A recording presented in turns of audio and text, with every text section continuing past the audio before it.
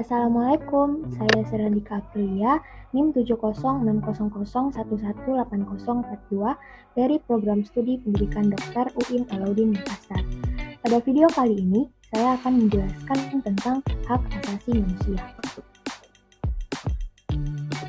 Pertama, kita mulai dari pengertian HAM. Nah, seperti yang kita ketahui bahwa HAM itu terdiri dari 3 kata, yaitu hak, asasi, dan manusia. Nah, apa sih hak, apa asasi, dan apa itu manusia? Pertama, hak. Hak adalah sesuatu yang harus didapatkan oleh seseorang sejak ia lahir atau sejak ia menyelesaikan kewajibannya.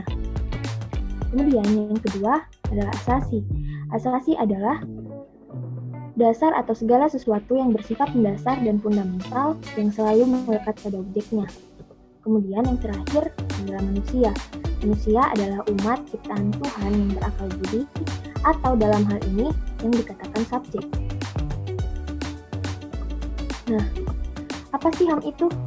Secara umum, HAM adalah hak-hak asasi yang melekat pada diri manusia yang bersifat kodrati dan fundamental, sebagai suatu anugerah Allah yang harus dihormati, dijaga, dan dilindungi.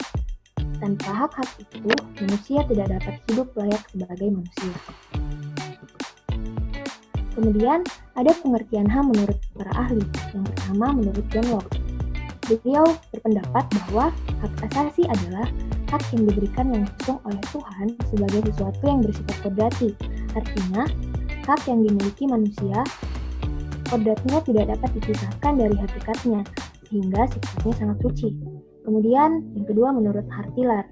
Beliau berpendapat bahwa HAM adalah hak yang melekat pada diri tiap insan. Nah, apabila insan tidak memiliki hak itu, maka setiap insan tersebut tidak dapat hidup seperti manusia. Hak tersebut didapatkan pada saat sejak lahir ke dunia.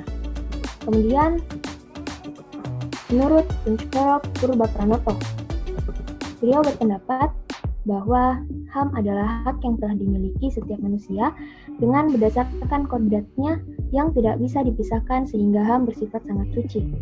Kemudian yang terakhir menurut Miriam Budiarjo. Beliau berpendapat bahwa HAM adalah hak yang dimiliki manusia yang telah diperoleh dan dibawanya bersama dengan kelahiran atau kehadirannya di dalam masyarakat.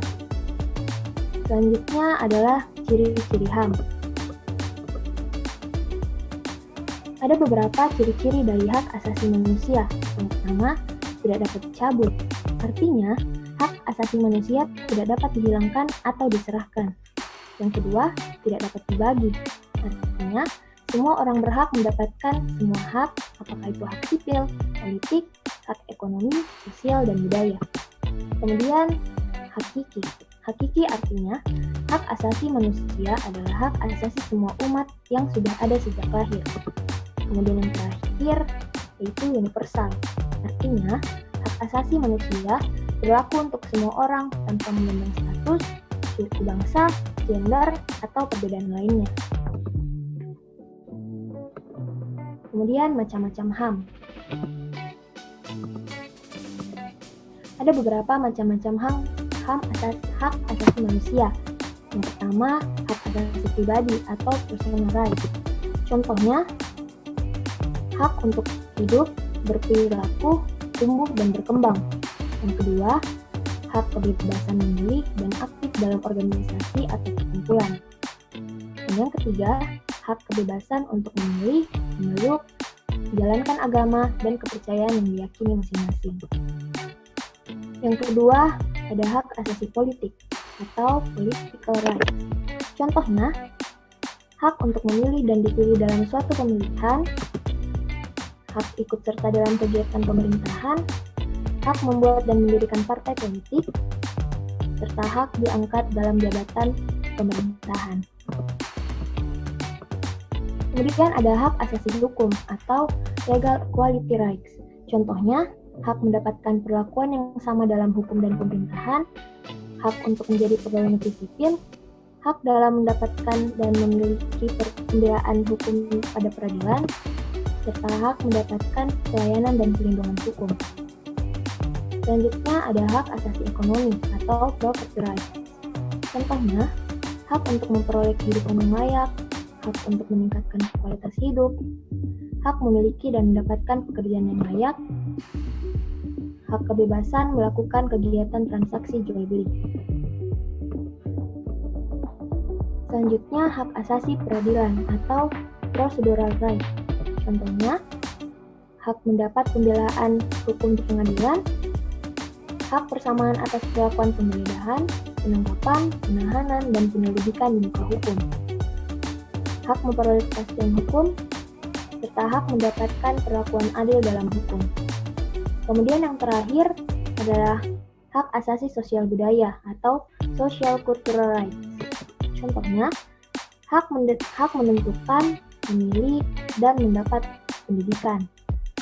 Kemudian hak mendapatkan pengajaran, hak untuk mengembangkan hobi, serta hak untuk berkreasi dan berkomunikasi. Selanjutnya adalah hak asasi manusia yang terkandung dalam Undang-Undang Dasar 1945. Yang pertama, yang terkandung dalam pasal 28A. Pada pasal 28A berisikan tentang hak untuk hidup serta mempertahankan hidup dan kehidupan. Kemudian pasal 28B yang berisi hak membentuk keluarga dan melanjutkan keturunan, hak atas kelangsungan hidup, tumbuh dan berkembang, serta perlindungan dari kekerasan dan diskriminasi. Kemudian pasal 28C yang berisi tentang hak mengembangkan diri, mendapat pendidikan, memperoleh manfaat dari iptek, seni dan budaya, serta memajukan diri secara kolektif. Kemudian pasal 28D. Pasal 28D berisikan tentang hak pengakuan yang sama di hadapan hukum, hak untuk bekerja dan kesempatan yang sama dalam pemerintahan, serta hak untuk mendapatkan status kewarganegaraan. Kemudian pasal 28E. Pasal 28E berisikan tentang hak kebebasan memeluk agama, meyakini kepercayaan, memilih kewarganegaraan, memilih tempat tinggal, kebebasan berserikat serta berkumpul dan berpendapat. Kemudian pasal 28F. Pasal 28F berisikan tentang hak untuk berkomunikasi, memperoleh, mencari, memiliki, menyimpan, mengelola, dan menyampaikan informasi.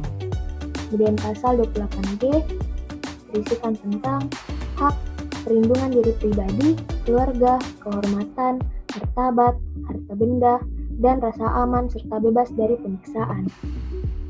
Selanjutnya pasal 28H. Pasal 28H berisikan tentang hak untuk hidup sejahtera lahir dan batin, memperoleh pelayanan kesehatan, mendapat kemudahan dan perlakuan khusus untuk memperoleh kesempatan dan manfaat guna mencapai persamaan dan keadilan. Selanjutnya pasal 28I berisikan tentang hak untuk mendapat perlindungan, kemajuan, penegakan, dan pemenuhan hak asasi manusia adalah tanggung jawab negara, terutama pemerintah. Serta yang terakhir adalah pasal 28J. Pasal 28J berisikan tentang berkewajiban menghargai hak orang dan pihak lain serta tunduk kepada pembatasan yang ditetapkan oleh undang-undang. Kemudian ada yang dikatakan dengan pelanggaran HAM. Nah, apa itu pelanggaran HAM? Dikatakan pelanggaran HAM ketika suatu perbuatan yang secara melawan hukum mengurangi, menghalangi, membatasi, atau mencabut hak asasi manusia. Nah, ada dua jenis dari pelanggaran HAM, yaitu HAM berat dan HAM ringan. Nah, sekarang apa itu HAM berat dan apa itu HAM ringan? HAM berat, pelanggaran HAM yang bersifat berat menurut Undang-Undang Republik Indonesia Nomor 16 Tahun 2000 tentang Pengadilan HAM dapat diklasifikasikan menjadi dua, yaitu kejahatan genosida dan kejahatan terhadap kemanusiaan. Serta HAM ringan, yaitu pelanggaran HAM yang ringan di mana ketika pelanggaran tersebut tidak sampai mengancam keselamatan jiwa orang. Akan tetapi, ini tetap saja termasuk dalam kategori berbahaya apabila dalam jangka waktu yang lama. Adapun faktor-faktor yang mempengaruhi pelanggaran HAM itu yang pertama, adanya pandangan HAM yang bersifat individualistik yang akan mengancam kepentingan umum.